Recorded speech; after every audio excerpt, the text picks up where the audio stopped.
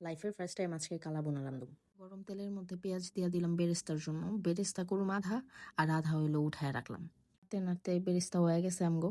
এবার বেরেস্তা উঠায় ফেলামো পাতিলা থেকে। এখন ওই পাতিলাই বাকি রেসিপি স্টার্ট করুম। চলেন।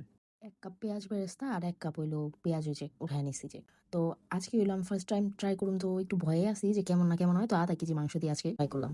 1 টেবিল চামচ আদা রসুন, আধা চা চামচ জিরা গুঁড়া, আধা চা চামচ ধনিয়া গুঁড়া, আধা চা চামচ গরম মশলা গুঁড়া, আধা চা চামচ গোলমরিচ গুঁড়া, 1 চা চামচ রাঁধুনি কালা বোনার মশলা, 1.5 চামচ শুকনা মরিচ গুঁড়া ঝাল অনুযায়ী, আর আধা চামচ হলুদ গুঁড়া, স্বাদ মতো লবণ।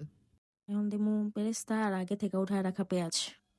বেরেস্তার তেল উঠায় যে নিয়েছিলাম ওটার থেকে 1/2 কাপ তেল দিয়ে দিমু। এখন এটা সুন্দর করে মাখুম। এই মাখাটা অনেক আস্তে ধীরে মাখতে হবে, কারণ এই মাখার মধ্যেই এলো স্বাদ। যত ভালো মতো মাখুম ততই মজা লাগবো, ততই এটার ভিতরে মশলা ঢুকবো। মাইখা এটারে 2 ঘন্টা রেস্টে রাখবেন। আমি ইফতারির লেগে বানাইতেছি, তো আমার কাছে অত টাইম নাই, তো আমি আধা ঘন্টা রেস্টে রেখা চুলায় বহাই দিলাম। 10 মিনিট এটারে না ডাইকেই আমরা এটারে কষামো। আস্তে ধীরে নাড়াচাড়া কইরা 10 মিনিট না ডাইকে এমনি কষামো এটারে। থাকবো মিডিয়াম। মিডিয়াম আর কি, লো ফ্লেমের মিডিয়ামটা, অত বেশি আবার হাই না।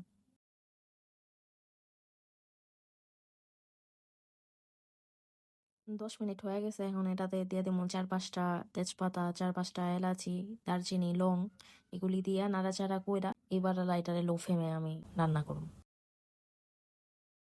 এখন এটারে ঢাকনা দিয়ে রাইখা দিমু। কিছুক্ষণ হয়ে গেছে, এখন চেক করি। মাংস থেকে পানি উঠছে দেখেন। এটা কিছুক্ষণ পরপরই নাড়াচাড়া করে দিতে হইব যাতে নিচে না লেগে যায়।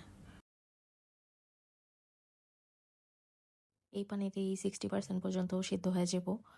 আমরা তাও পানি অ্যাড করুম, আমি ক্লিপটা নিয়ে নিই। আপনারা সিদ্ধ করার জন্য পানি অবশ্যই অ্যাড করবেন, তাহলে এই মাংসটা একটু সফট হইব। কালা বোনা রান্নাটা হলো ঢাইকা ঢাইকা আর কি, একটু পরপর নাড়াচাড়া করে, এটাই হলো রান্না।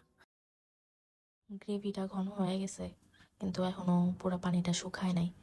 পানি শুকানোর ওয়েট করুম আমরা, কারণ পানি না শুকাইলে অরিজিনাল কালা বোনার কালা কালারটা আইব না, এটা হইলো ভাজা ভাজা করতে হবে। পানি শুকায় গেছে, তেল উঠে গেছে। এখন হলো বাগার দিই।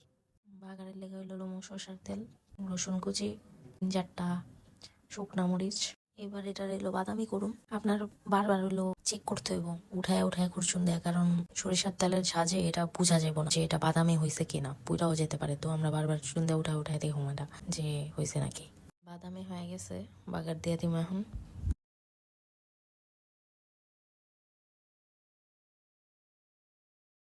একটা পেঁয়াজের কোয়া নিয়ে আনিমু। এগুলি মনে করেন পুরা এটারে সিদ্ধ করুন না, এটা হইলো ভাত দিয়া খাইতে হইলো মজা লাগবো।